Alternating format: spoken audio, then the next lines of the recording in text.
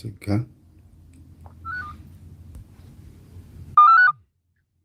ሄሎ ሄሎ፣ ሰላም መምህር፣ እንዴት ነህ? እግዚአብሔር ይመስገን። ሰላም አለሁኝ። አጠገብሽ ያለውን ዝጊ።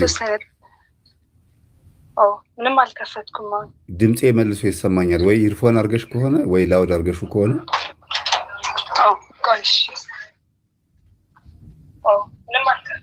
እሺ፣ ዘግቼዋለሁ። ይኸው ይሰማኛል፣ መልሶ ይሰማኛል።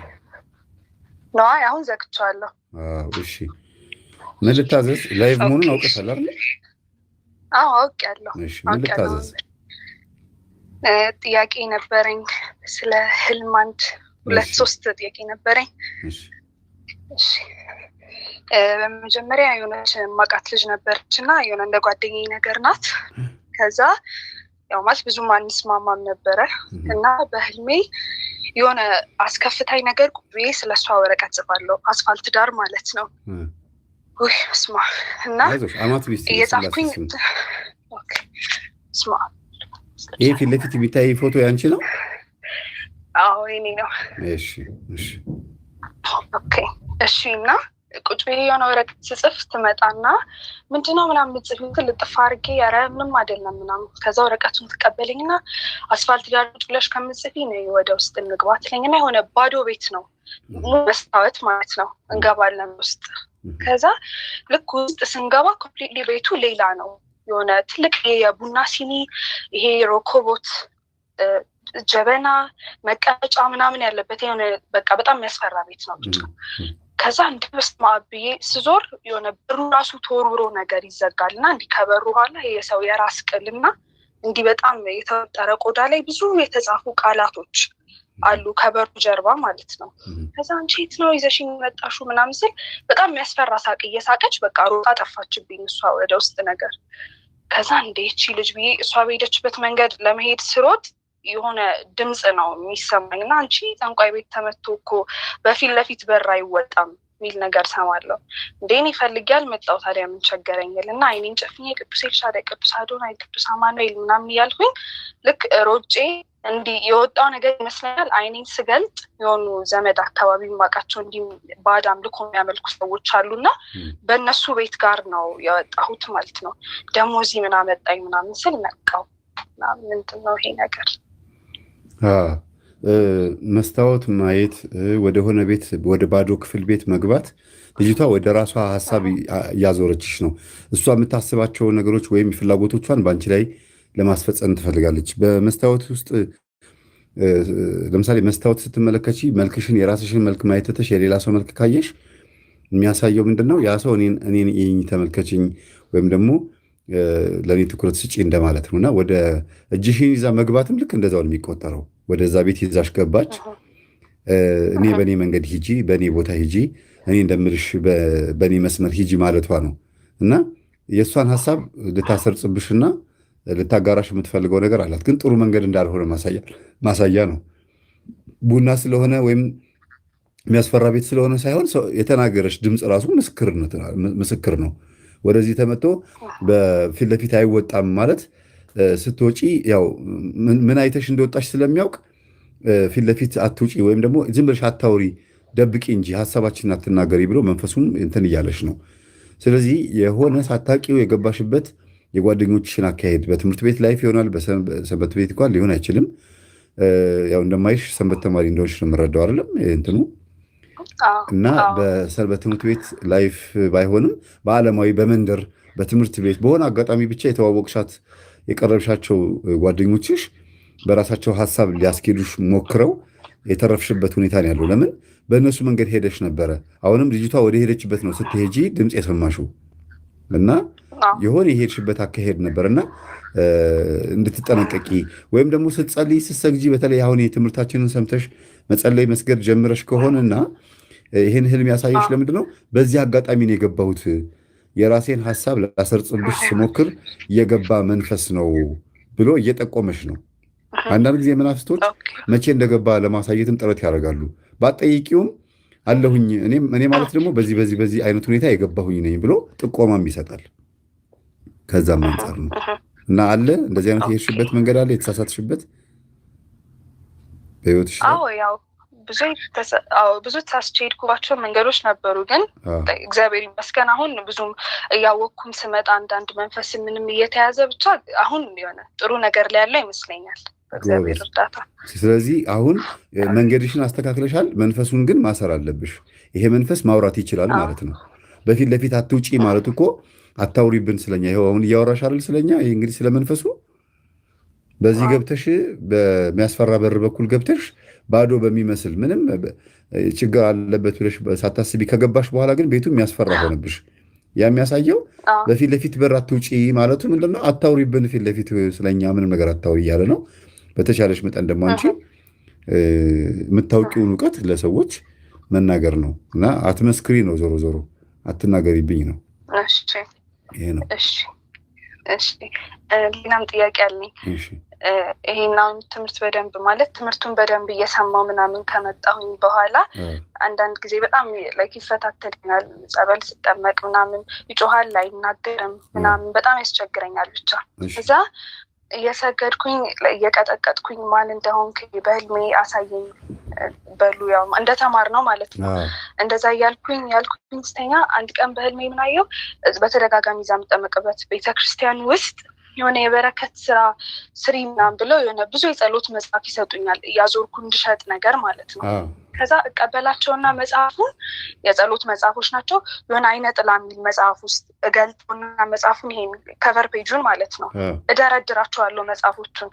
ከዛ በደንብ አስተካክዬ ሰው እንዳያቸው ነገር አድርጌ ከቨር ፔጁን እሸፍነውና አንድ ሁለት መጽሐፍ ይሄ ለይምሰል ከጎን ቁጭ አደርጋለሁ። ከዛ እንደዛ አድርጌ ዞር ስል የሆነች እማቃት ልጅ ነች። ብዙ ትውውቅ የለንም፣ በትንሹ ነው የምንተዋወቀው። እና እሷ የሆነ መንፈሷ ተይዞላት ነገር እየጮኸች ይመስለኛል። እኔ ድል መተት ነኝ እድሏን ፈልጌ ነው ያለች። በጣም ስትጮህ በቃ እንዲህ እሰማታለሁ እና እሷ እንደሆነች አስባለሁኝ። እግሯን ነው የማየው። ከዛ ዝም ብዬ የሰማኋት እኔ ማልቀስ ጀምራለሁ። ወይኔ መብራን እኔንም ፍቺኝ በቃ ምናምን እያልኩኝ ከዛ ሳለቅስ የእሷን የሻይኑላትና ቄሱ መጥተው እኔን እያዩኝ ይሄ ለእኔ እንደማዘን ነገር ሆኖ በጣም ያለቅሳሉ እና እንባቸው በጣም ይታየኛል ሲያለቅሱ ማለት ነው። እና በቃ መልካም። አሁን የሚያሳየው አንደኛ ለልጅቷ ይቅርታ እንድታደርግላት፣ ምንም እንኳን ወደ ተለያዩ ቦታ የወሰዱሽ ጓደኞች ካሉ አትዘኝባቸው።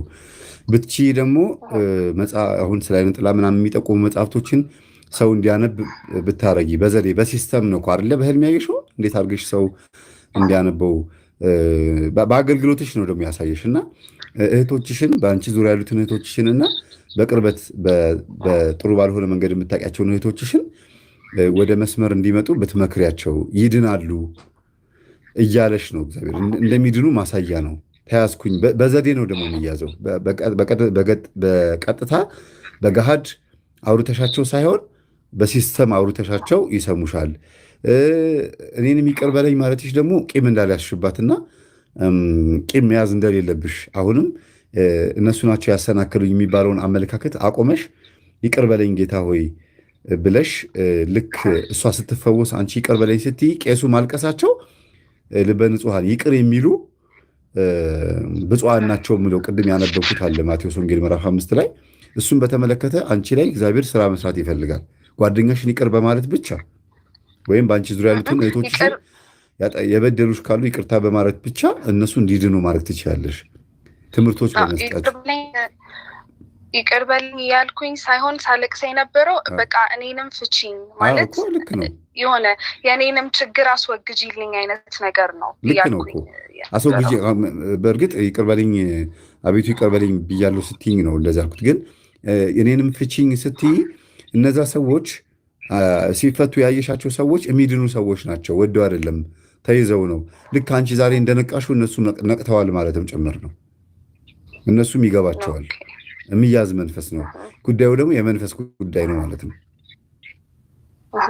እና በዘዴ በሲስተም በጥንቃቄ በጥበብ ብትይዣቸው ምን ብትያቸው ይፈታሉ።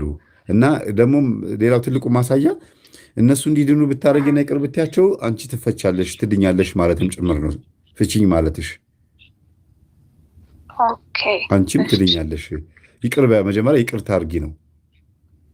ምን ይላል መጽሐፍ ቅዱስ ማቴዎስ ወንጌል ላይ ለቤተ ክርስቲያን መባ ከማምጣት በፊት መጀመሪያ መባህን አስቀምጥና ሂድና ወንድምህን ወይ እህትህን ታረቅ ወይም እህትሽን ወንድምሽን ታረቂ፣ ከዛ መጥተህ መባህን አስገባ፣ እሱም በእግዚአብሔር ዘንድ ተቀባይነትን ያገኛል ይላል።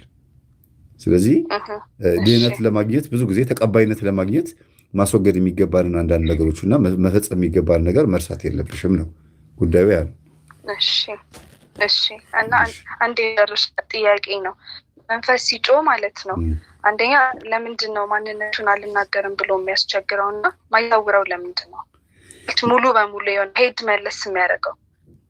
አዎ ማንነቱን የማይናገረው የሚስጥር መተት ከሆነ አንደኛ የሚስጥር መተት ማለት ጓደኛ፣ ጎረቤት፣ ዘመድ፣ የቅርብ ሰው ካስደገመ እንዳይጋለጥ መንፈሱ በተቻለው መጠን ቻል ያደርገዋል። ከተጋለጠ እዛው አጠገብሽ ነዋ።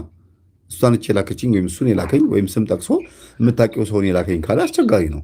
ስለዚህ መንፈሱ በጣም ይጨነቃል። እዛው አጠገብ የሴትዮዋን ባህሪ ነው ይዞ የሚጮኸው። እንዳይናገር የከለከለው ነገር ኖሮ አይደለም፣ አይከለክለውም። ግን የልጅቷን ባህሪ ይዞ ነው የሚመጣው፣ ወይም የልጁን አጠገብሽ ያለውን ሰው ያንን ባህሪ ይዞ ስለሚመጣ ወይኔ ባልተጋለጥኩኝ ጌታ ሆይ እባክህን አድነኝ ካለች አስቢ፣ እሷም ወደ አምላኳ እየጸለየች ነው፣ ወይም እሱም ወደ አምላኩ እየጸለየ ነው። አጥፍቻለሁ ይቅር በለኝ አታጋልጠኝ ካለ አይጮህም። ማን ነው? አይናገርም፣ ስም አይጠቅስም። የእግዚአብሔር ምሕረቱ ይሄ ነው። ከባቴ አበሳ ይባላል፣ ኃጢአትን ሸፋኝ። ለምን ይቅር በለኝ ብላ ንስሐ ገብታበት ከሆነ ጉዳዩ ላይ እንዴት ነው ታዲያ እሷን እች የላከችኝ ብሎ የሚያጋልጠው? እግዚአብሔር ታዲያ ቅን ፍርድ ፈረደ? እንደዚህ ከሆነ ግልጽ ነው አይደለ? አንድ ይሄ ነው። ሁለተኛ ነገር ደግሞ የሚስጥር መተት የሚለውን ታዩና ዛር አይነ ጥላ ወይም ደግሞ ለዘመናት ሲገበርለት የነበረ ከማህፀን ማህፀን ከአይምሮ አይምሮ እየተሻገረ በየዘሩ ሲቀጥል የመጣ መንፈስ ቶሎ አቤት ብሎ አይጮህም። በጣም ብዙ ሰራዊቶቹን ካስረከበ በኋላ ብዙ መናፍስት ከታሰሩ በኋላ መጨረሻ ላይ ልክ እንደ መኪና ማለት ነው፣ እንደ ሞተር እንደሚራገፈው ብዙ ነገሮቹ ካለቀ በኋላ የመኪና ሞተር የሚቀረው ልክ እንደዛ ማለት ነው። መንፈሱ ዋናው መንፈስ አፍኖ ከያዛቸው አይናገሩም፣ አይጮሁም። አንዳንድ ጊዜ እንዲያውም ጸበል ቦታ ላይ ምን ያጋጥመኛል፣ መላከ መንክራት ጉባኤ ላይም መተቱ ቶሎ ይጋለጣል፣ ወይም ልክፍቱ ልክስክሱ ምናምን ቶሎ ይጋለጥና ማን አለ ሲባል ያው አድፍጠው ነው እንጂ ዛሩም አለ ቡዳውም አለ ምን አለ ይላል። ጸጥ ይላሉ፣ ሌሎቹ ጸጥ ይላሉ። ግንባር ተመቶ በመቁጠራ ተጀልጦ ምናምን ነው አቤት የሚለው። ለምን? መጋለጥ አይፈልግም። ሌላው ደግሞ አንቺ ውስጥ ሆኖ ግን ደግሞ መውጣት የሚችል መንፈስ ደግሞ አለ። ወጥቶ ዛፍ ላይ ሽንት ቤት የሆነ ቦታ መደበቅ የሚችል መንፈስ ስትቀጠቅጪ አይናገርም። አንቺ ራስሽን ነው የምትመችው።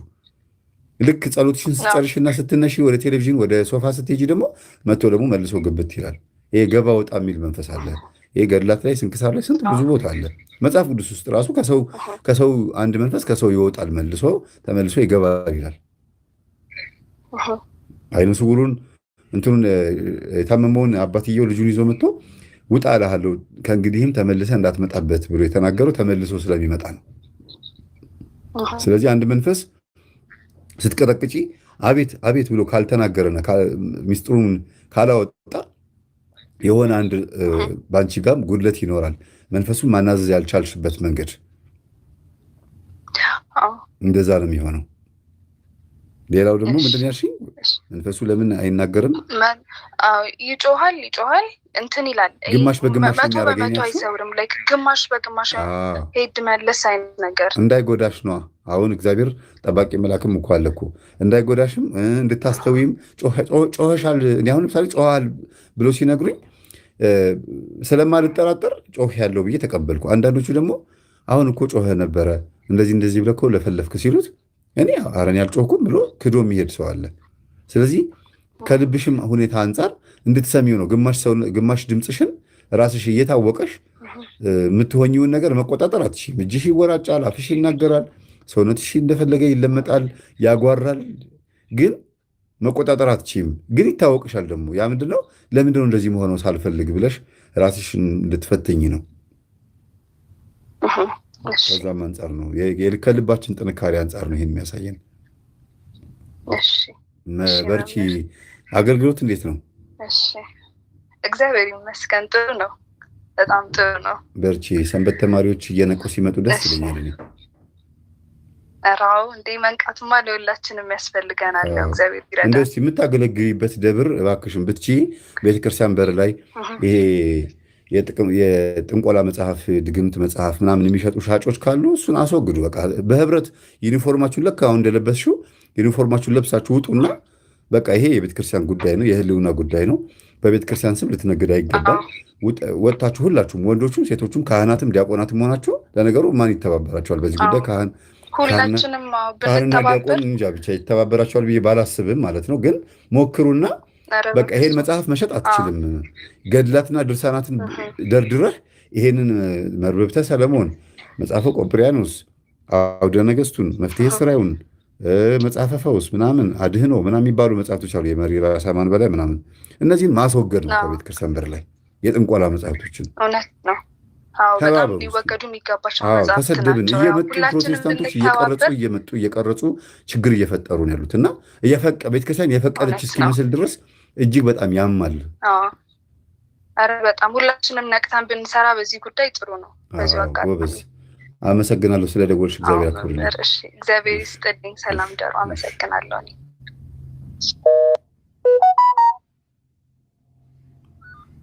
ሄሎ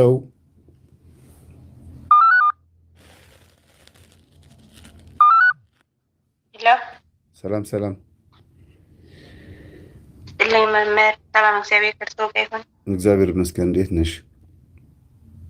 እግዚአብሔር የተመሰገነ ይሁን አለው። ምን ልታዘዝ? ቀጥታ ስርጭት ነው አውቀሻል? አውቃለሁ፣ እያዳመጥኩ ነበር። አሁን ኦፍ ያደረኩት።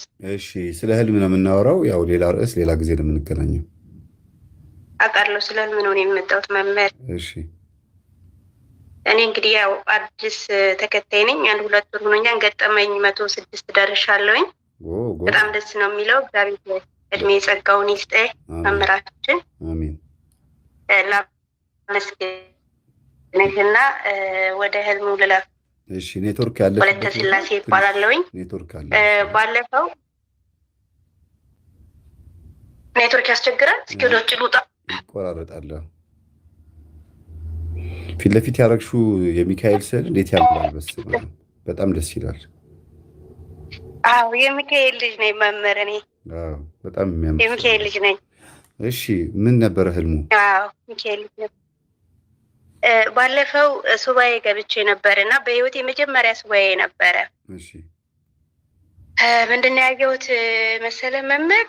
የዛሬ 10 ምናምን ዓመት በፊት ምሰራባት ሴትዮ የነበረች ሰው ቤት እንደዚህ ማለት ነው እና የእሷ ልጅ ሊደፍረኝ ነበር እና ከዛ ለእሷ ነግሬያት ያው ተቆጣው፣ አልደፈረኝም። ህልም ነው ወይስ አሁን? እና እሷ ቤት አይ ሴትዮዋን በዚህ ነው የማውቃት። መደፈሩ በእውን ነበረ ግን አልደፈረኝም። እና ያ ልጅ አሁን በህልሜ ያሳየኝን ነው የምነግርህ።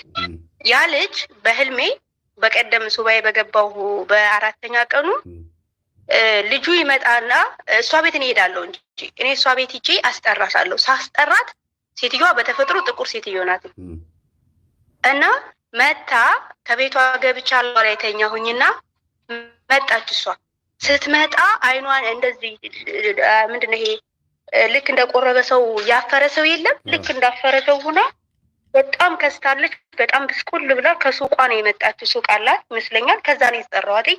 መታ እንዴት ነሽ ያልኳት እኔ ገደፍ ብያልጓ ላይ ተኝቼ ደህና ነኝ እንዴት መጣች ትለኛለች። ሰላም ልልሽ እያልኳትኝ ከዛ ልጇ እየሮጠ ይመጣና ቦርሳዬ ውስጥ ብርና ሳንቲሞች አሉ። ሳንቲሙን ይዞብኝ ሄደ። እንዴ አምጣ አምጣ አምጣ ሳንቲሜን፣ እኔ ትራንስፖርት የለኝም ማንጣ እያልኩ ስከተለው እናቲቱ ስጣት ስጣት እያለችው ባነንኩኝ ማለት ነው። አንድ ይሄ ነው።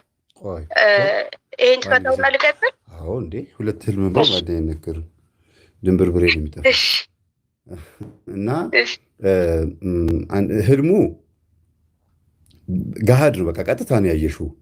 አንደኛ ከልጁ የመጣ የዝሙት መንፈስ መኖሩን እና የሴሰኝነት የዝሙት መንፈስ መኖሩ ደግሞ ብቻ ሳይሆን ልጅ ለመውለድ ራሱ እንደምትቸገሪ ማሳያ ነው።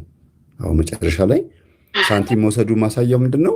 ሳንቲም ብዙ ጊዜ በህልም ልጅ ነው እና ልጅ ባትወልጅም ካልወለድሽ ችግሩ የመጣው በዚሁ ከልጁ የመጣው መንፈስ ነው። ከወለድሽ ደግሞ ልጁ አመፀኛ ሊሆን ስለሚችል ካሁኑ ማህፀንሽን በቅዱስ ቁርባን በጸበል በምን ማጠብ እንዳለብሽ እና መቀደስ እንዳለብሽ ማሳያ ነው። ትልቁ ነገር ከሰውየው የመጣ የዝሙት መንፈስ ወይም ደግሞ የእልህና መቼም የሚደፍር ሰው ጤነኛን ሰው ነው ብዬ አላስብም። ስለዚህ ይሄ ሊደፍርሽ የነበረው ሰውዬ ከተለያያችሁ ከ14 ዓመት አልፏታል። ከተለያያችሁ በኋላ ራሱ ከሰውየው የመጣው መንፈስ ይሁን ሰውየው ድጋሚ ሌላ መንፈስ በእልህ ልኮብሽ ይሁን አይታወቅም፣ በማህፀንሽ ላይ ወይም ደግሞ ከልጅ ጋር በተገናኘ ችግር ሊፈጥርብሽ ይችላል የሚል ጥቆማ ነው። ግን ደግሞ ሴትየዋን ማስጠራትሽ ደግሞ በጣም ጥሩ ነገር ምንድን ነው? ጥቆማ ነው የሰጠሽም። እንግዲህ የምትወጁ መልአክም ማን ነው? ሚካኤል ነው የምትወጁ አይደለ? እኔ ሚካኤል ስለትኛው ወልጅነት የታመኝ ነበር። በቅዱስ ሚካኤል ስም ብለሽ ሴትየዋን ስሟን እየጠራሽ ከቻልሽ ክርስትና ስሟን፣ ካልሆነ ግን ትክክለኛ ስሟን ጠርተሽ ከእሷ የመጣህ መንፈስ በስላሴ ስም ታሰር ብለሽ ማለት አለብሽ። ለምን አፍራ ያየሻት ለዚህ ሁሉ ነገር የዳረገችሽ እሷ ነች፣ ወይም ደግሞ ከእሷ የመጣ መንፈስ ነው ለዚህ ለመደፈር የዳረገሽ ማለት ነው። እና መንፈሱን ጥሪው። አሁን አስጠራሻት፣ በህልም ያስጠራሻት እኮ አሁን ስትቀጠቅጪ ከእሷ የመጣህ እያልሽ እንድትጠሪው ነው፣ ምልክት ነው። ገባሽ? ከሱ ብቻ አይደለም፣ ከእሷ የመጣውን መቀጥቀጥ አለብሽ። ትክክለኛውን ነገር ነው ያሳየሽ እኮ ብዙ ጊዜ ደሞዝ ራሱ አልሰጠችኝም። ዝም ብላ ነው አሰርታ ያባረረችኝ። እሷም ጋር እንደዛ ታደርጋለች አሉ። ከእሷም የመጣ መንፈስ እንዳለ ማሳያ ነው። መቼም እኔ ውስጥ ያለህ መንፈስ ማነህ እያልሽ መቀጥቀጥሽ ስለማይቀር አዎ አለሁኝ ገሌ ያለሁኝ ብሎ በመንፈስ ቅዱስ አማካኝነት ተጠፍሮ ሊናገር ይችላል። እና ከዛ አንጻር ነው ከምታስተምረው አንጻር ሆዴ ይነፋኛል፣ ሆዴ ይጮሃል፣ ይንጓጓል እና ሆዴ እንደዚህ በጣም ይነፋኛል እና ጨጓራዬን ደግሞ በጣም ኃይለኛ ጨጓራ አለብኝ እና እኔ እንዳው የምጠራጠረው ቤት ውስጥ ሌላ እንደዚህ የምጠራጠረው ሌላ ነበር። ምናልባት ከዛም አንጻር ሆና እኔን ያየሁት እንግዲህ ያው እግዚአብሔር ይስጥልኝ። ሌላው ዛሬ ነው ያየሁት። የሚገርምህ ዛሬ ደግሞ ምንድን ነው ያየሁት? አገሬ ሄጄ ይመስለኛል። በነገራችን ላይ ያለው ሳውዲ አረቢያ ነው። እኔ አገሬ ሄጄ የአያቴ ባድማ አለ ማለት ባድማ ስልህ ያው አያቶች በህይወት የሉም፣ ግን ባድማውን አጎቴ ያርሰዋል። በጣም ትልቅ ነው ጓሯችን እና ከኛ ጓሮ ትንሽ መንገድ አለች። ያችን መንገድ ሄደን የአባታችን የአያቴ እርሻ አለ።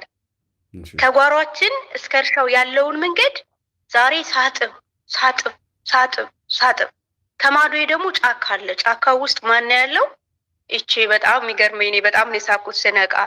አሁን ምክትል ከንቲባዋን ስሟን አልጠራም፣ እሷ ሴትዮና የክስቴ ልጅ ለአንተው ጥሩ ላይሆን ይችላል እና እሷ ሴትዮና ምክትል ከንቲባዋና የዘመዳችን አለች። እሷ ዘመዳችን ጓደኛዬ ናት በልጅነቷ። ሁለቱ ነው ያሉበት ቦታ በጣም የሚያስጠላ የጤፍ ማሳ ይመስላል። የጤፍ ዛፍ አይነት ሆኖ ግን ፍሬ የሌለው ቦታው ደግሞ ረግረጋማ፣ ሁለቱ ያሉበት ማለት ነው። ሁለቱ ያን ረግረጋማ ዝም ብሎ እንትን ይላሉ። ከዛ ነይ ትለኛለች እቺ ምክትል ከንቲባዋ ማለት ነው። ነይ ስትለኝ ነይ ከኛ ጋር ስትለኝ ኧረ በስመ አብ ወወልድ ወመንፈስ ቅዱስ፣ አንቺ ደግሞ መሬታችን ወስደሽ ርስታችን ወስደሽ ደግሞ ስንት ነገር ብለሽ ምናምን እያልኩ እየተናገርኳት እየሰደብኳት ማለት ነው። እግዚአብሔር ገጽጽሽ፣ ከአንቺ ጋር አልመጣም። እኔ ይሄን መንገድ አጥድቼ አጥቤ እስከ እርሻው ድረስ ማዘጋጀት አለብኝ ያልኩኝ ሳጥብ አጥቤ በጣም ነጭ ሰራሚክ ሆነልኝ። በበረኪናና በሳሙና ነው የማጥበው።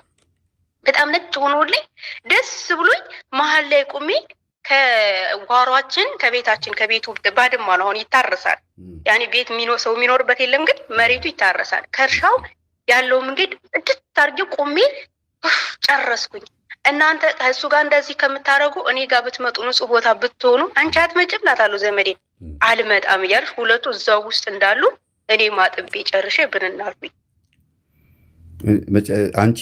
አንቺ መጨረሻ ላይ አጥበሽ የጨረሽው እነሱ ሳይጨርሱ በቃ እኔ እነሱ እነሱ እዛ ቦታ እንደዛ እያደረጉ እያጠብኩ ነው። አጥቤ ከጓሯችን እስከ እርሻችን ያለውን መንገድ አጥቤ ያጸዳሁት አዝድዬ እነሱ የሚሰሩትን ነገር ሳይ ያ ረግረጋማው ቦታ እዛው ላይ ሆነው የሆነ እንደ ጭቃ የሆነ ያቦካል። በጣም ነው የሚያስጠላው። አልሄድኩም። እዛው መሀል ላይ መንገዱ ላይ ያጸዳሁበት ቦታ ቆሜ። ምኖችሽ ናቸው? እኔ አደነቻ ቢን አላውቃትም። ይችኛዋ ግን ዘመዳችን ናት። እነሱም ያጠቡ ያልሻቸው ኧረ እነሱ ናቸው ምክትል ፕሬዝዳንት ምክትል ከንቲባዋና ያክስቴ ልጅ ናት። ዘመዳችን ናት፣ የሩቅ ዘመድ ናት። ሁለቱ ከርቀት ጫካ ውስጥ አድርጋሽ እዛው ቅርብ ናቸው። ከእርሻችን ከኛ እርሻ ከመንገዱም አይደሉም። ከእርሻው አጠገብ እንትን አለ፣ የቤተ ክርስቲያን ደን አለ። ከኛ እርሻና ከጓሯችን ማለት ነው። ከዛ መካከል ከእርሻችንና ከጓሯችን መካከል ላይ ነው ያሉት። የሆነ ሸለቆ ነው ቦታው፣ ገደላማ ረግረጋማ። ገብቶኛል። አይ መለየት ፈልጌ ነው፣ ከአንቺ ጋር ያሉት ሰዎች ማን እንደሆኑ ለማወቅ ፈልጌ ነው። አንደኛ ጓሮ ማለት አያት እና ቅድመ አያት ማለት ነው። ከጓሮ ከቤታችሁ ጓሮ ነው አይደል ያየሽው? ከጓሮችን መንገዱ ከዛ ከጓሮ ጀምሬ ከእርሻችን ያጠቡት መንገዱ። እርሻ የተባለው ደግሞ አእምሮ፣ ልቦና፣ ህሊና በእርሻ ይመሰላል እና ገበሬው ዘርን ዘራ ይላል አይደለም? ገበሬው ዘርን ዘራ እና ዘሩ ደግሞ የወደቀው መንገድ ላይ፣ አንደኛው መንገድ ላይ ወደቀ፣ አንደኛው መልካም መሬት ላይ፣ አንደኛው ሾክ ውስጥ፣ አንደኛው ደግሞ ጭንጫ ላይ ወደቀ እያለ ስለ ዘር ይናገራል። እና እርሻ በሰው ልቦና በአእምሮና በህሊና ይመሰላል። ወይም በሰብአዊነታችን በክርስቲያንነታችን በአቀባበላችን የሚመሰለው አንቺ ያለሽበት ቦታ ላይ እና እነሱ ደግሞ ራቅ ብሎ ከመንገድ ወደዛ ጋር አካባቢ መሆናቸው ደግሞ አንቺ ያለሽው እዛው ሀገር ነው፣ ሳውዲ አረቢያ ነው ያለሽው። እነሱን ደግሞ ራቅ ብሎ ያየሻቸው ደግሞ ኢትዮጵያ ያሉትን ቤተሰቦችሽን ያየሻቸው። ስለዚህ ይሄ ልዩነቱ የሚያሳየው አንቺ እዛ ሆነሽ የአያትሽን የአባትሽን የአያትሽንና የቅድመ አያቶችሽን ልክ ጓሮ እንዳልኩሽ ቅድም የእነሱን እንትን ማጽዳት ማለት ነው። በቃ ስማቸውን እየጠራሽ ከዛ የመጣ ከዛ ከቅድመ አያት ጀምሮ የመጣ መንፈስ በጌታዬ በኢየሱስ ክርስቶስ ስም በድንግል ማርያም ስም በቅዱስ ሚካኤል ስም ታስረሃል፣ ታሰር እያልሽ ማሰር አለብሽ፣ ማጽዳት አለብሽ። ኃጢአታቸውን ይቅርበል። ደግሞ ማጠብ ማለት መሬቱን ነጭ ማድረግ ማለት ነው። መጀመሪያ ስለ ራስሽ፣ ከዛ ስለ አባትሽ፣ ከዛ በእናትሽ በኩል ደግሞ ስለ እናትሽ አባት፣ ስለ አያቶችሽ ክርስትና ስማቸውን ልጅሽ ላይ የጻፍሽ ጸልይላቸው። በጓሮ በኩል ሄዶ ማጽዳት ማለት በጣም ትልቅ መመረጥ ነው። ወደ ጓሮ መሄድ፣ ከጓሮ ሄዶ ማጽዳት ማለት በጣም ትልቅ መመረጥ ነው። እርሻ የነበረበትን ቦታ መልሶ እንግዲህ አስቢው፣ ከርቀት የምትመለከችው ፈተና ነው። ሴትዮዋ የምትወክለው ስትመጪ፣ እዚህ ስትመጪ የሚገጥምሽን ፈተና ነው የሚያሳየው። ግን አሁን ሴትዮዋ በራሷ ፈተና ባትሆንም በሴትዮዋ በኩል እኛ ግን በዩቲዩብ የምንሰማው ነገር አለ። መነጋገሪያ ሆናለች። መሆን የሌለበትን ነገር ተናግራ ወጣቱ ወይም ደግሞ ህዝቡ ተበሳጭቷል፣ ተናዷል፣ አኩርፏታል። ስለዚህ ልክ እንደዛ ሊያነካካሽ የሚችል ወይም የሆነ አገራዊም ጉዳይ ወይም ደግሞ ብቻ ስትመጪ አንቺ መጸድተሽ መምጣት እንዳለብሽ ማሳያ ነው። ነይ ሲሉሽ አይ መጀመሪያ እዚህ ማጸዳው ነገር አለኝ እያልሽ ነው ያለሽው እና የጀመርሽውን ቀጥይበት ማለት ነው። ጥሩ አድርገሽ አጠገብሽ ያለውን ጽድት አድርጊ። አትራቂ። ራቅ ብለሽ ሌላ የማይመለከትሽ ውስጥ አትግቢ። ሌላ ነገሮች አትመልከቺ። እይታሽን ወደ አርቀሽ አትሂጂ። እዛው አጠገብሽ ያለውን ማጽዳት ነው። ያ ምንድነው? የእናት የአባት እና ደግሞ የእናትና የአባት ቤተሰቦችን አያት፣ ቅድመ አያት የሚባለውን ነገር ባለሽበት ቦታ ማጽዳት ማለት ነው። እርሻውም የተወለወለው ሲሚንቶውም ምኑም ሁለት አይነት ነው። አስቢው። ሴራሚክ ምናምን ያልሽው አሁን ያለሽበትን ቦታ ነው የሚያሳየው። ውልውል አድርጎ የሚረገጠው መንገዱን ማጽዳት ማለት አስቢው። መንገድ እኮ ሃይማኖት ነው። መንገድ ሃይማኖት ነው። ነጭ ማድረግ ማለት ደግሞ በስጋና ደግሞ መክበር፣ ህይወትን ወደ መንፈሳዊ ነገር ማምጣት ማለት ነው እና ሌሎች ነገሮችን ውዝግብ ያለባቸውን ነገሮች አትመልከቺ፣ አይመለከትሽም። እሱ ራቅ ያለ ነገር ነው፣ ከአንቺ ጋር የሚሄድም አይደለም ማለት ነው። አልመጣም አይደል? በቀደም የሆነ ነገር አጋጥሞ ነበር። ይሄ በሆነ ማህበር ላይ ምንድን ነው ያጋጠመኝ መሰለህ? የምንማማርበት ነው። ሁለት መንፈስ የሚያስቸግራቸው ልጆች አሉና የሚያስተምረን ሰውዬ በውስጥ መስመር መንፈሱን እያናገረ እኛ እንደዚህ እየሰራችሁ ነው ይለናል። ልክ መንፈሱ ምን እያደረጉ ነው ብሎ ይጠይቀዋል። ከሊት እንደዚህ እየሰራች ነው፣ እናንተ እንደዚህ እያደርጋችሁ ነው ይላል። ከዛ ላይ ተጠራጠርኩና መንፈስ የሚያስቸግራቸው ጓደኞች ስለሆኑ ገባሁኝና አንተ በስላሴ ስም ምን ትሰራ? ምን መጀመሪያ ስሟን ጠራሁ። የጓደኛዬን ስም ስጠራ እኛ ነን፣ ምን ልትሰሪ መጣሽ አለኝ። እንዴ በስላሴ ስም አንተ ከማን ጋር ነው የምታወራው? አፍህን ዝጋ። ምንድነው የምትሰራው ስለው እና ምን እናድርግ? እሱ እኮ እኛን እያስተሰለፈ ነው፣ እናንተ እንዲሰርታችኋል የሚላችሁ እኛ እኮ ነን የምትሰሩትን ኃጢአት እየነገር ነው እየመጣ እንዴት ኃጢአት ትሰራላችሁ እንደሚላችሁ ምናምን ብሎ አጋንንቱ ለእኔ ሲነግረኝ በስላሴ ስም አንተ አፍህን አርፈህ ዝጋ፣ እኔ አንተን አልሰማህም ብዬ ይጀመምሩን የምታደርገውን ነገር ተውስቲ ያቁ ይሄ ጥሩ አይደለም የምንማረው ይሄን አይደለም ስለው እሱ ያው እሱ ኢግኖር አደረገኝ ሊመልስ አልቻለም መንፈስ ቅዱስ አዞት ነው ሲል ነው መንፈስ ቅዱስ እንደዚህ አይደለም ምንም ቢሆን እንማራለን ብዬ እንዳው ያንተን ገጠመኝ 74 ላኩለት ታጋጣሚ ነው ደግሞ ያንተን ትምህርት እሱ አይፈልግም በጣም ነው የሚተቸውና በጣም ገርሞኝ ተናድጄው ሁላ ከማህበሩ ቀርቻለሁ ማለት ለምን እኔ አጋንንት ያናገረኝ የምን ማህበር ነው ተው እኔ ወይ በውስጥ መስመር እጽፍልሃለሁ አይ ለምን መሰለሽ አሁን ሰው እየተሰናከለም እንዳይሆን ነው አጋንንትን አሉ ምክንያቱም እኔ እንደዚህ ያደረጋችሁ ልጆች ያውቃሉ ግን በቃ ምንድነው አሁን ያለው መሰለ ይሄ ስለመንፈስ ስታወራ ማለት ስለመንፈስ እንደዚህ አታርጉ ስትላቸው ለሽ ላይ ያለው መንፈስ ነው የሚል እምነት ነው ያላቸውና ማህበሩ ጀስት ዝም ብሎ ትንሽዬ ሰው ነው 30-20 ሰው ነው የሚከታተለው በዙም ነው የሚያስተምረውና አንድ ሰውስ ለምን ሲኦል ይገባብናል ለምንስ አንድ ሰውስ ቢሆን ይሰናከላል የሚገርም ደግሞ የአንተ ተማሪዎች ናቸው የሚበዙት እኔ እንደውም አንተን ያወቅኩት በዛ ማህበር ላይ ነው ስለገቡ ወይ የሰውየውን ስም ወይም ደግሞ የማህበሩን ስም ብትነግሪኝ ችግር የለውም ግን እሺ ፍላጎቱ ከሌለሽ እኔ በዚሁ አጋጣሚ ልናገራቸው እየሰሙኝ ከሆነ መንፈስ እስኪ ተናገራቸው ስላሉ እኔ ስሜ ልናገር እንደውም እንዲያውቁ ማለት ነው እኔ ሳኮር ነኝ ተናገራቸው ምክንያቱም የኔ አንተን ያወቅኩ ራሱ እሱ ይነቅፋል ያንተ ተማሪዎች እሱ ጋሉና ስላንተ ሲመሰክሩ እሱ ደስ አይለውም እና ይሄ ሰውዬ ማን ነው ብዬ አንተን ሰርች አድርጌ ገባው የሚገርም ካወቅኩ 2 ወሬ ነውና በቃ ያንተን ትምህርት ሳዳምጥ ሙሉ ለሙሉ እዛ ጋር የሚያደርገው ነገር ስህተት ነው ያንተን የመምህር ግርማን እኔ በፊትም አውቃለሁኝ ድሮ ነው ማውቃቸው ደግሞ